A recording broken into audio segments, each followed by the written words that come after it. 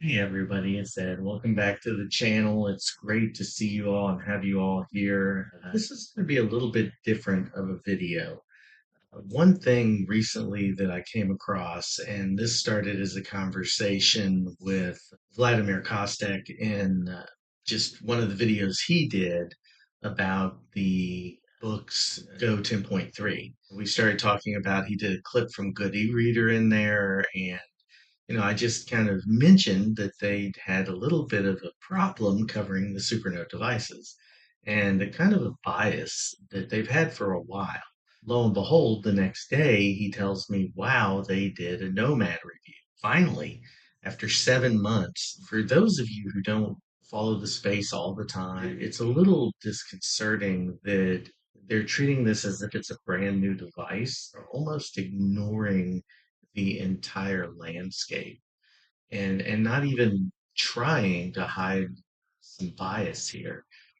But I thought, just to be as completely honest and transparent and fair as I could, that I would take a while to go through kind of this evolution of thought from Good e-reader and how they approached the Supernote platform 3 years ago and where they are now.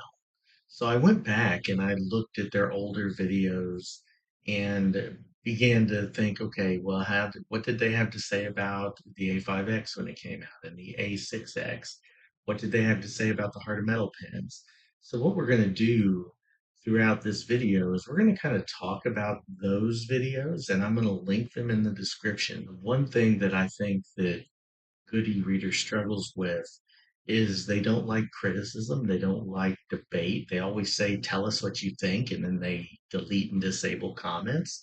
And I'm not saying anything here that someone doesn't already know. And it's sad because to me, good e-reader gets devices that don't necessarily always hit the mainstream.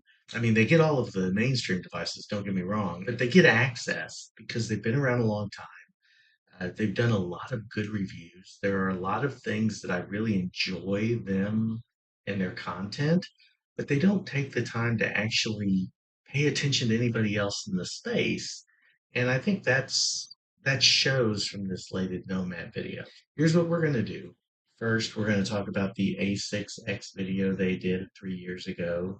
Then we're going to move on to the A5X video. Then we're going to look at their review of the Heart of Metal 2 and the clickable pen. It came out with the Nomad.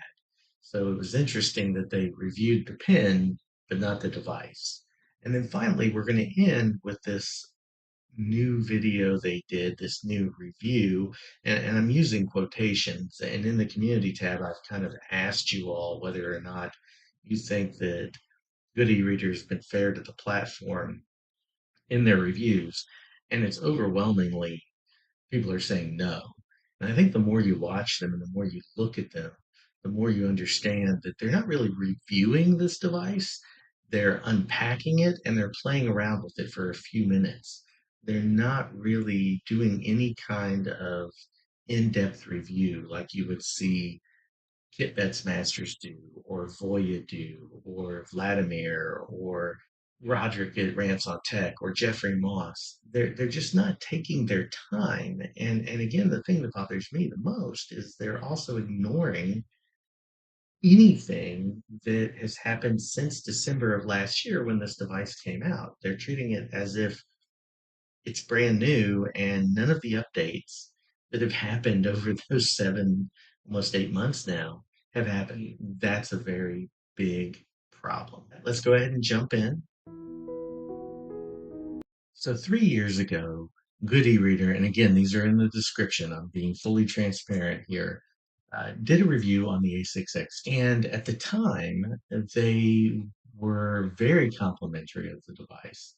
They said not only did it have the best pen on the market, which was the Heart of Metal pen, and they specifically talked a lot about the ceramic nib and how that was this amazing new technology that made you not have to spend money to replace your nibs. They also talked about the basic pen and said that it wasn't ceramic, but it actually was. And that could have just been an omission or an error. But in this case, I'm giving them the benefit of the doubt and saying that they just didn't know.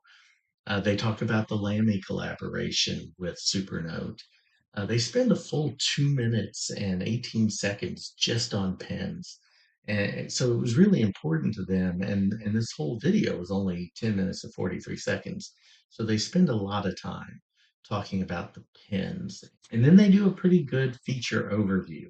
Now, they never do a deep dive, they never really go into a lot of the intricacies. And that's fine. You can go as deep or as narrow as you want, but you don't want to say things that are untrue.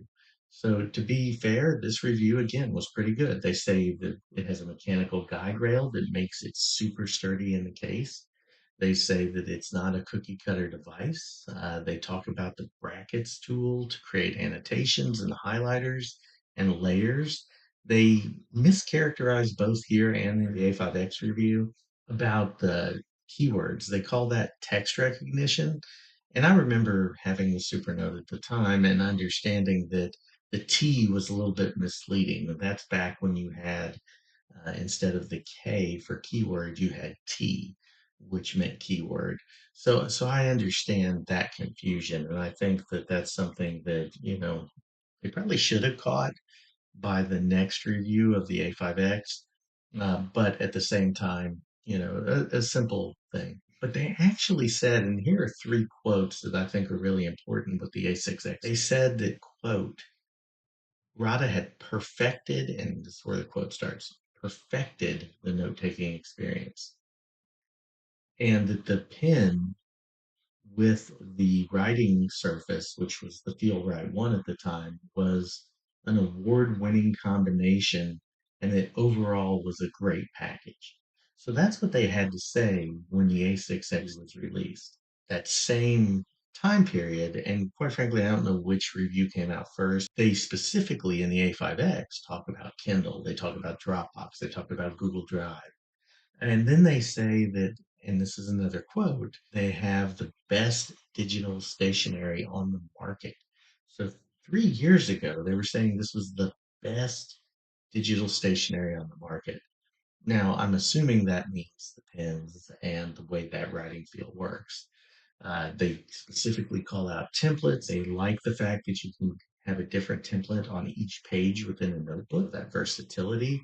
They call out the Feel Right One screen. They talk about email and they talk about how incredibly intuitive the email function really is on the device. They even go as far as to say it's amazing. And that's a quote, that it's amazing. They call the pens out again, say they're the same, but they're faster. And then one of the best writing feels in digital stationery. They're going back to these same descriptors and really giving it a pretty fair review. They do point out some of the shortcomings, and that's perfectly fine. And that's why I'm not really talking about, anything that was a fair criticism in these reviews. I'm not highlighting because I think that that's important. It's when they went too far or when they go beyond that. About a year ago, a good e-reader did a review on the Heart of Metal 2 pen. And they basically took this video about the Heart of Metal 2 and decided that they were just going to turn it into a rant or a hit piece on Supernote and Ratta as a company.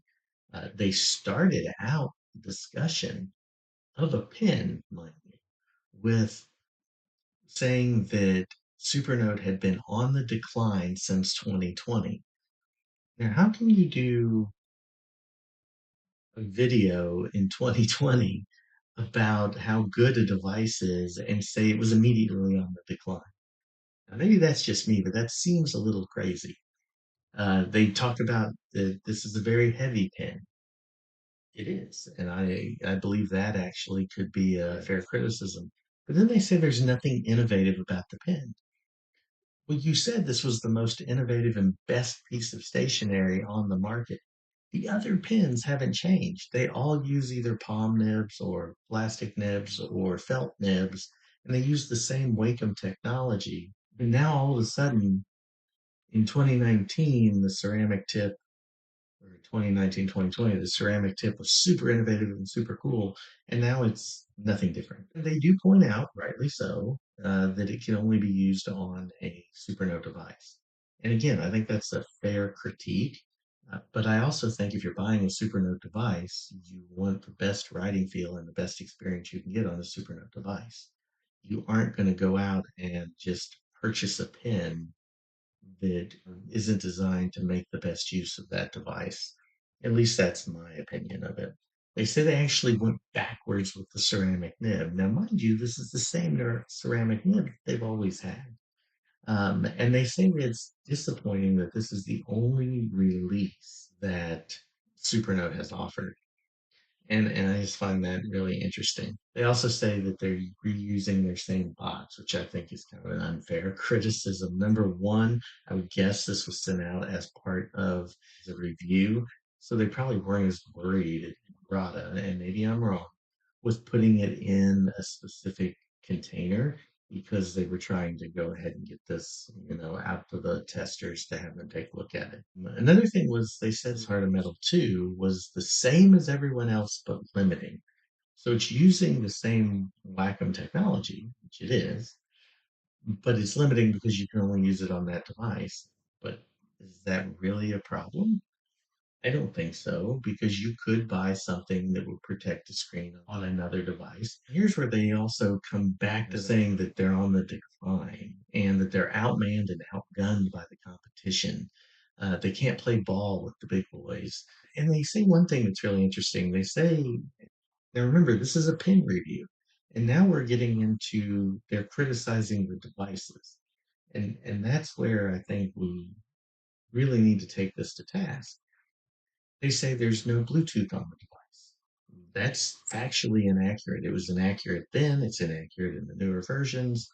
And I don't understand why they're going down that path, why they take this video and then they attack the company and the platform in a pin review. What they actually have to say about the pen, the build quality, the beauty of it, the elegance of it, they treat that fairly well, except for talking about the ceramic nib being an abomination, according to them. And that's my words, not theirs, for what they said. But why? I don't understand. So again, at the end, they say, let us know in the comments what you think. Well, people were kind of outraged with this review. I took them to task back then. Matter of fact, it's before I even started the channel. And Voya took them to task, and they immediately started deleting and disabling comments so that they didn't have to hear it. Well, don't ask for an opinion if you don't want to hear it. I mean, I would delete something in my feed if I felt it violated community standards, but if someone wants to disagree with me, more power to you. I hope you do. And if I'm wrong about something, please tell me because I think it's important that we get this right. So 6 months ago, they release another. Now, mind you, at this point in time, the A62 is on the market. So the Nomad is on the market. People are reviewing it. I'm reviewing it. Boy is reviewing it. Kit's reviewing it. Everybody's reviewing this device. And it's getting rave reviews. Brandon Boswell's reviewing it. And I kid you not, in this video, they say that Supernote does not excel at software. This is a pin video. Again, a pin video. And they say it doesn't excel at software. They say it has no audio capabilities. Again, it's a pen, but they're talking now about the device. And so they start by saying it has no audio, which is factually untrue. Now, what they could say is it has no speakers, and that is true. The Supernote platform does not have speakers. It does not have a microphone. But what it does have is Bluetooth capability. And I wished I had for this video a Bluetooth speaker, but I don't actually own that. Instead, I have my earbuds. And so I just wanted to double check myself earlier today. And I paired it with Bluetooth, which I don't use as often, but I have used it before. So I made sure I paired it. I opened up Libby, which is a side-loaded app that I have, and I played an audiobook. And lo and behold, clarity was just fine, came through my Galaxy Buds absolutely fine. So that's a factually untrue statement. But anyway, remember, pen review. So now we're back to the pen. And they say that they do excel at digital stationery. But then right after they say that, they say, quote, you don't buy a Supernote for the device because it can't do anything. You buy it for the pens. That's end quote. Now, finally, after doing all of that, they say that it's an amazing clickable pen. So they've gone through, they've trashed the company, they've said all of these things, and they say it's ergonomically shaped. They then immediately flip and say that they shot themselves in the foot because it has a ceramic nib. So it's a wonderful pen, it's lightweight, this is them talking, it's clickable, and one of the few companies that do it, but they shot themselves in the foot because they use a ceramic nib. Mind you, you don't have to replace the nib. Then they say, well, they don't really have market share, and they don't even have a Supernote on hand at this point, not an older model, nothing. And so they test out the pen on a Books device while continually throughout the video reminding you that you shouldn't use this pen on any other device because Supernote recommends you don't because it may scratch your screen. They want to be upfront and transparent with that. And they say they don't have a Supernote on hand because they've been lacking in the races. We don't really cover them anymore. So they're admitting that they won't even review the devices. They didn't keep the device. I don't know if they purchased it or if it was a review unit. I know that Supernote's been really good about letting reviewers keep their devices, but you would think they would have something, either the A5X or A6X. And then they will get on this high horse and they say, if we don't tell you the truth, you'll never trust us.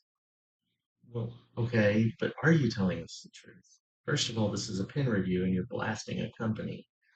And then they end with this quote: objectively, the best pens in the e-note industry. Make up my mind as someone watching this video and these video series over whether this is the best pen or the worst pen, whether this is good or whether this is bad.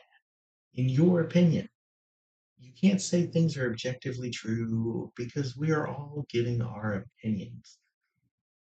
Admit that. Be upfront with it. If you said that you didn't like this pen because it's junk, I respect that. If you said this is a decent pen, but it could be better, I respect that. But to say on one side they're shooting themselves in the foot because it has a ceramic nib, but then say objectively it's the best pens in the industry seems a little disingenuous to me. Now we get to their Nomad review.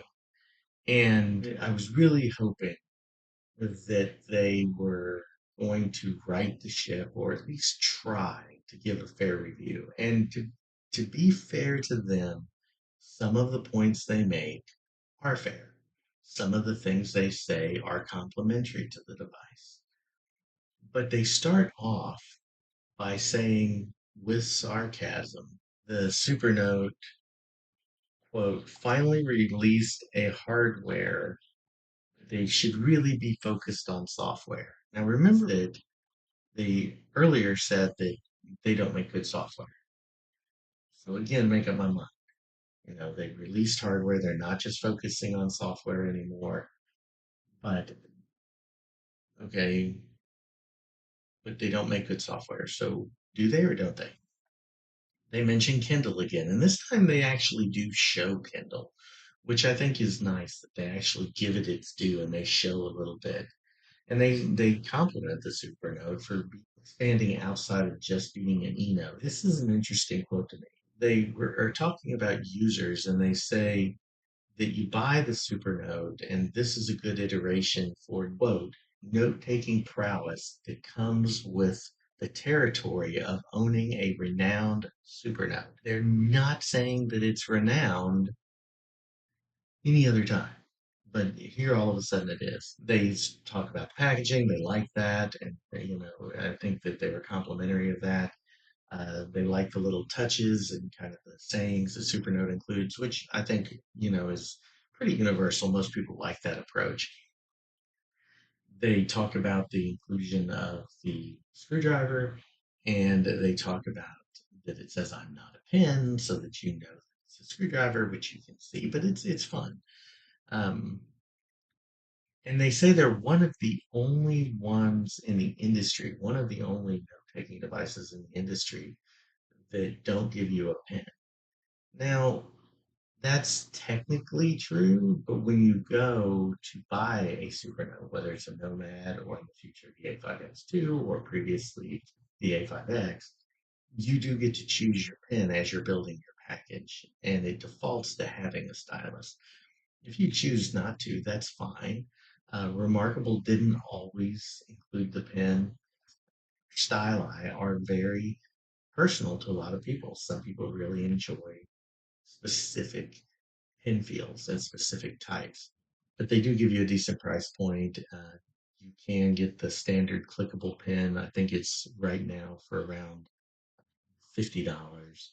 And so you add that to the device, which is the crystal edition they've got all in, you'd be looking at around $439, I think. The point being that that's what they had.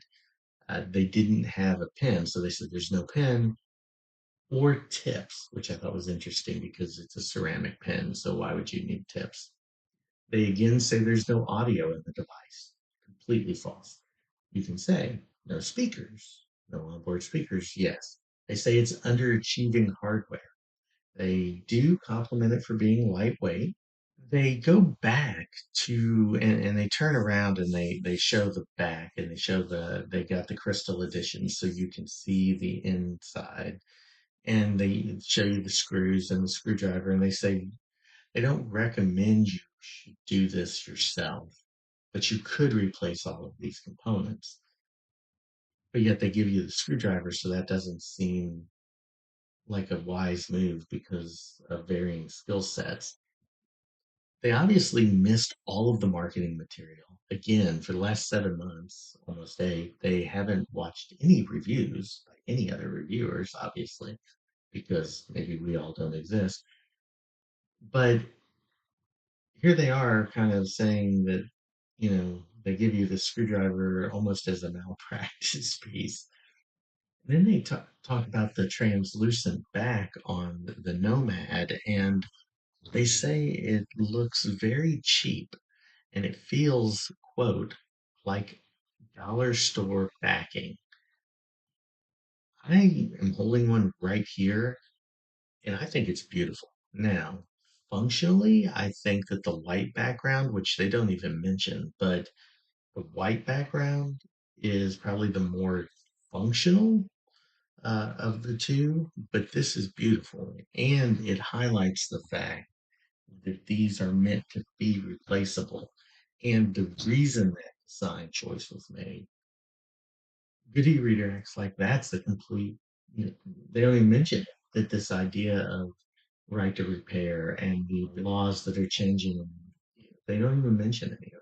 They don't even talk when they're talking about the sliders about undo or redo, which is kind of a basic function of the sliders. They just kind of gloss over. They say the Supernote platforms always had the slider. They're right that it's always had the right hand slider, but not the right and left. They don't talk in any way about the functionality of that. Again, this is where they go into this diatribe and they say, quote, this is a note-taking unit, first, foremost, and only. It doesn't do anything else. Completely false. Now, you can say that it excels in note-taking, which I would agree with, and other things are not as high of a priority. And I think that Kit and Halid made a very good point during the end of the Eating Euros that talking about, this is a note taker at the highest level. But, some of the other things, reading and different components, it's not quite as excellent as maybe some other devices are. You can make that argument. But to say this device doesn't do anything else when they've spent time talking about Dropbox, talking about Kindle, talking about email integration and other videos, it does so much more. Now they go on to make this crazy, they shake a cup of pens around and they say they have to go to the goody reader, quote, coffee cup of pens and make sure it works.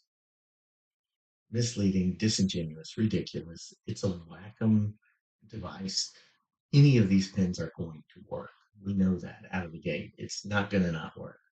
But they have this whole huge cup of styli. Why don't they have any of the Supernote pens, which they've said in other videos are the best in class? They didn't bother to keep any of them, except for the Lamy collaboration that was customized that Supernote gave them, which doesn't have the ceramic tip. And that's what they used for the review on the Nomad. So I think that's just a little bit of a weird part of the review. Again, they talk about templates, they talk about the swipe gestures, some of it at least. They talk about reorganizing pages, and this is where they actually get into some really interesting observations, but most of which has been covered by other reviewers at this point. They talk about the Lammy and how it feels on the new film, but they don't mention that they've changed the film. They just say that it's a sticky rubber film. I don't even know if they know the difference between Feel Right 1 and 2. And to be fair, there is variability, and some people, I know Voya has been very, vocal about not enjoying the Feel Right 2 as much as the Feel Right 1. And I think that's, again, a valid critique. But they say it feels like this Staedtler digital jumbo. They say that they assume it would be better with the ceramic, which it is. And they do admit at this point that they're being subjective.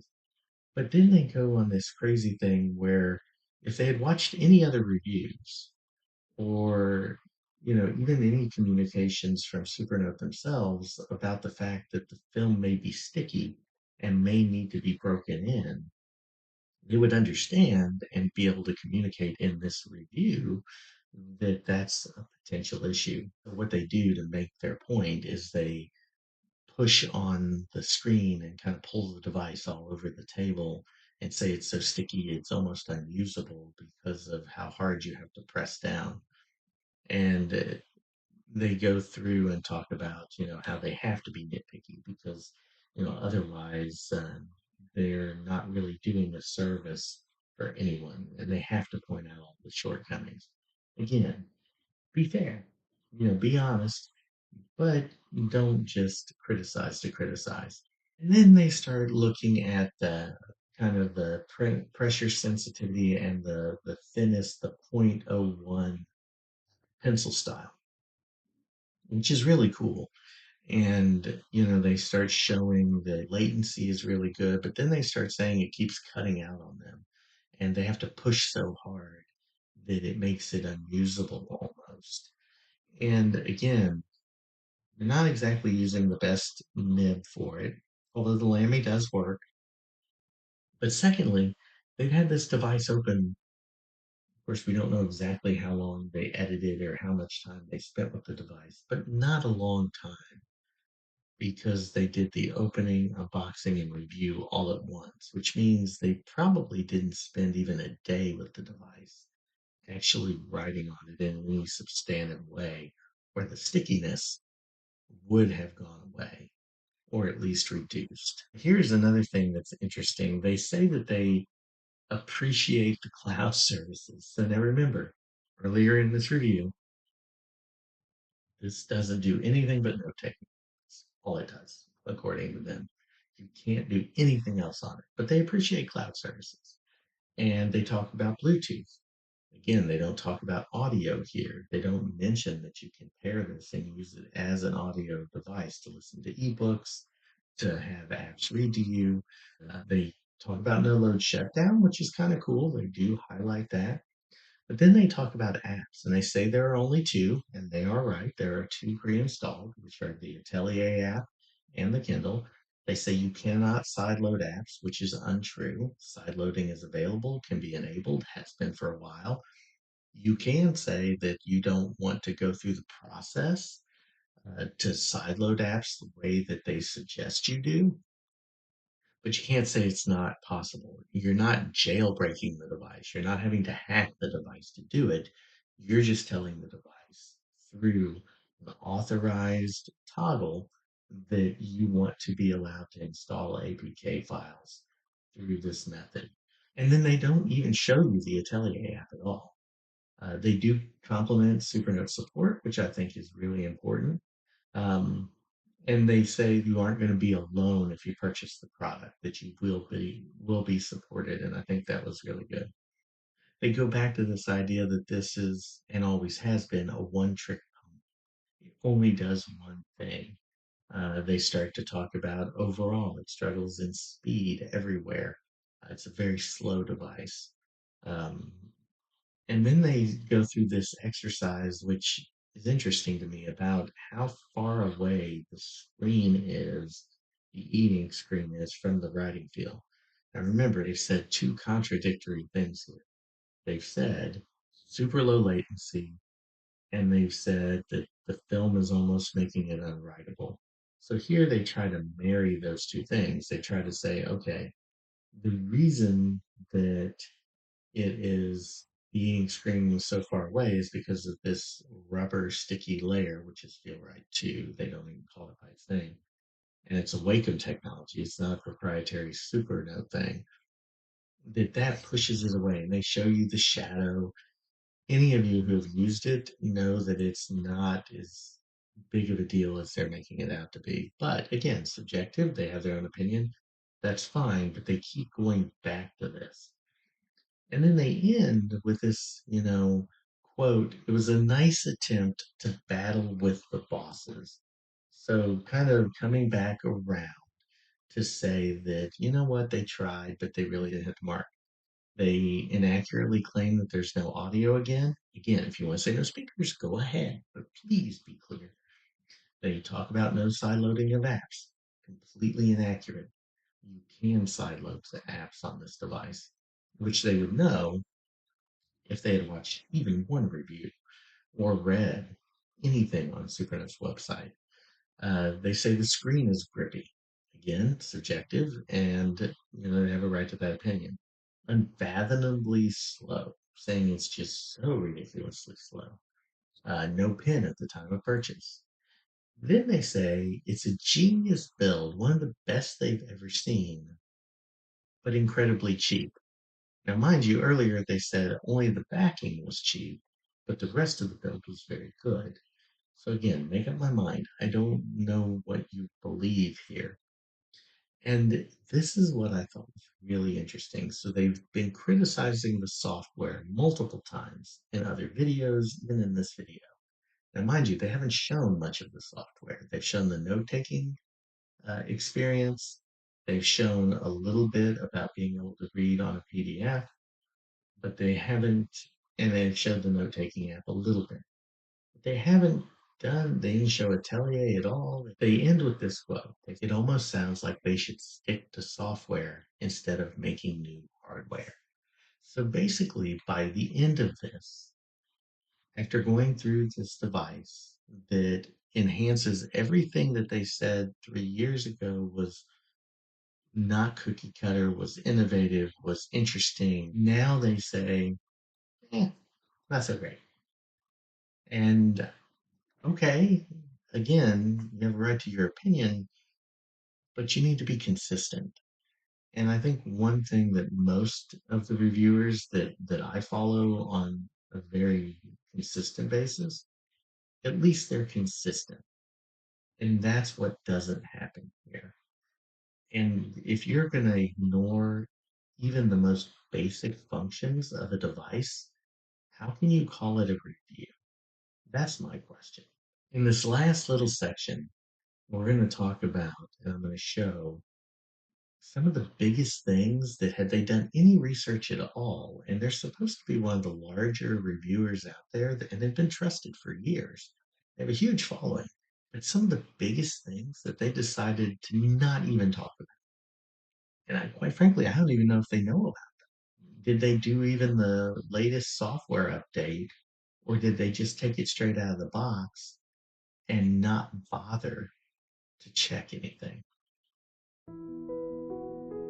So here we are back with the A6X2, and I just wanted, and again, please go down into the description, watch these videos yourselves. I don't want you to just take my word for what I've been saying, and it's kind of crazy that I'm recommending that you watch videos that I'm sitting here critiquing. But at the same time, I don't want you to come away with the impression that I'm doing this just out of spite or just out of irritation. I am a little irritated because I think they're doing a disservice to the community that they've cultivated over the years. And they really could be doing great things highlighting all of these devices. And I think Roderick jokes with me that I'm a fanatic about the Supernote, and I am. I'm very much a fan of the Supernote. But one thing I don't think most of you have ever heard from me is that I attack other devices. Books, I think, is phenomenal, and I don't have anything against the Go 10.3 or any of their other devices. I think if that's what you want, that's what you should have. But I'm not going to make outrageous claims either and say that they're horrible or they're doing the wrong things just because I personally chose to go with a different ecosystem. And good e-reader tries to play that honest broker. And if they're going to do that, then they actually have to do it. So for example, this is my app screen on the A6X2. All of those things that they said it didn't have, I'm showing here that it has. They didn't really talk about the calendar. They kind of mentioned it in passing during one of the older A5, A6 reviews. They didn't talk about the to-do list at all, didn't even say that it was a possibility, much less show any of the functionality. Now, assuming that this review was done recently, since it was released recently and not done 6 months ago, and they're just now getting to rolling it out, all of these should have been features that they had access to. They did talk about Kindle, but then you can see that I have these other apps. I don't use the browsers as much because the onboard browser, I think that's just fine for what my functional use case is, but I do use them occasionally. But being able to download Libby and run Libby is a huge, huge thing. And for them, they're like, nope, nope, all you get's Kindle, all you get's Kindle. That's not true. Now, you can't get Google Play Books, you can't run Google services. Again, fair criticisms should have gone that route. Had they done that, it would have been a fair review. But one thing I think is really interesting here, you can do play sample. Now, unfortunately, like I said, I don't own a Bluetooth speaker. We live in a Google household, and they're not, the Google speakers are not Bluetooth. They're actually connected wirelessly, the router. And so I can't show this in real time. However, what I can do is show you that if you click on the Bluetooth button. So what we're going to do really quick here is show you how to connect to the Galaxy Buds. So I've got them set to go. And then I'm going to say OK and pair. And now you'll see that my Galaxy Pro Buds are connected. It does pair with audio devices. For good e-reader to just ignore that or to act like that isn't the case is disingenuous to say the least, and quite frankly, just dishonest to say the worst. So hopefully, it was an honest mistake, but they say it so many times that this does not have audio. Again, they don't talk about the to do function. They don't explain why you have multiple sliders, whether that's the nature of being both friendly to left and right handed, or whether or not it is, using the undo redo gesture. This idea that we have to have one specific way to use the device is really just ridiculous. And I think that that's where, we can get kind of into the weeds. This idea of being able to undo and redo is something you would think they would want to show. They talk about the lasso erase, but again, they don't show it. They don't talk about the region selector, so they don't even talk about that. They only talk about the toolbar. They don't talk about hiding the toolbar. Just things that you would think in a review that you would want to cover. They spend a lot of time talking about the stickiness of the film, which for me at this point isn't even an issue because it's broken in. It writes very well, very low latency. It doesn't stick at all. And so I think it's really sad that they went down that route. And then they do talk about some of the tools in the toolbar, but they don't give you any details. I'm just really disappointed with the way they've conducted this review and this process and not highlighting what Supernote has done on the software side combined with this footprint, this device, this use case, the portability of this. And I just don't understand. I wish that they would take the time to put as much effort into this review as they do some of the other reviews that I've seen them do. But again, they give it very minimal time. They don't spend a lot of in-depth time. And maybe that's just their niche. Maybe that's what people expect. They want a quick overview. But if you're going to do that, you want to make sure that you're highlighting the best tool set possible and not just giving lip service. I mean, making sure you're at least giving someone enough information to make a buying decision if that's what you say you're trying to do.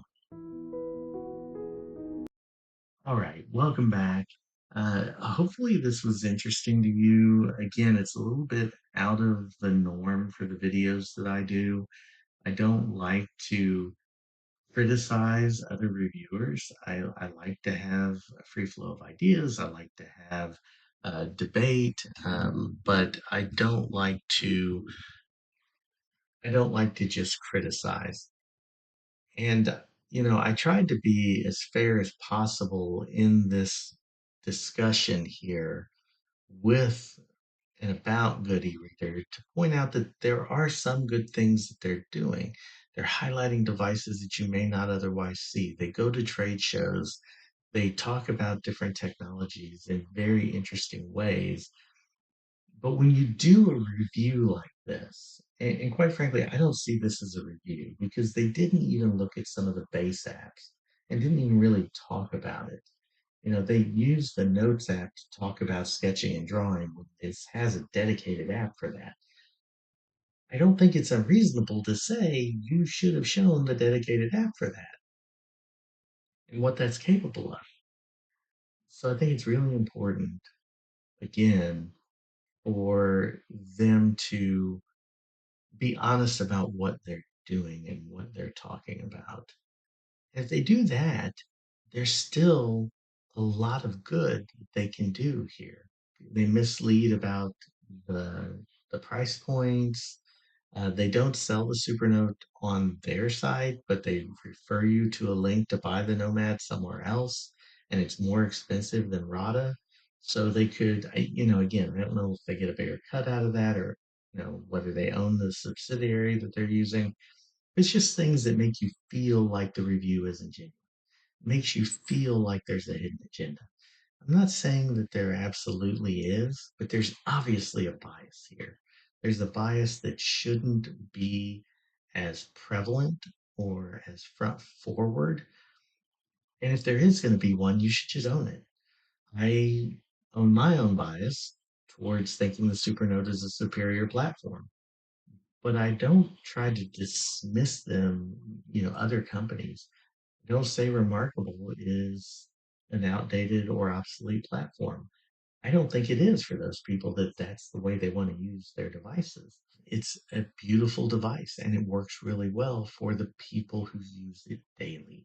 And I think this just does a disservice. It makes everyone in this community who reviews this technology potentially look bad because it's so insincere and because there's so much misguided information being delivered on a device that, whether you agree wholeheartedly that it's the best device out there, is at least competitive. Thank you for all of you for hanging out with me. Hopefully, you made it through this entire video. It's a little bit longer than I usually do. It's also a little bit of a different format, but I think it's important that we have these types of conversations. And please take the time to comment down below. I know that I mentioned earlier, good e-reader shuts off comments and deletes comments. I don't do that. Disagree with me, please, and we can have a back and forth. The only time I'll delete a comment would be if it was getting abusive in some kind of way, shape, or form, or was completely outside of the community guidelines. As long as you are respectful and having a conversation, there's absolutely no reason to delete a comment. Debate is a healthy thing. But again, thank you so much. Please subscribe if you haven't to the channel. We're over 1,100 subscribers now, and it's just a real joy talking to all of you. Feel free to check out other videos. I even did a video where I recently went skydiving. So if you want to know a little bit more about me, I have a playlist now that's called Getting to Know Me. So it blends kind of the professional slash personal side, but it's a little bit less formal. It's a little bit more fun. But it's a playlist that, you can find out a little bit more about, the behind the scenes type stuff. But thank you again. Have a great day. I will see you soon.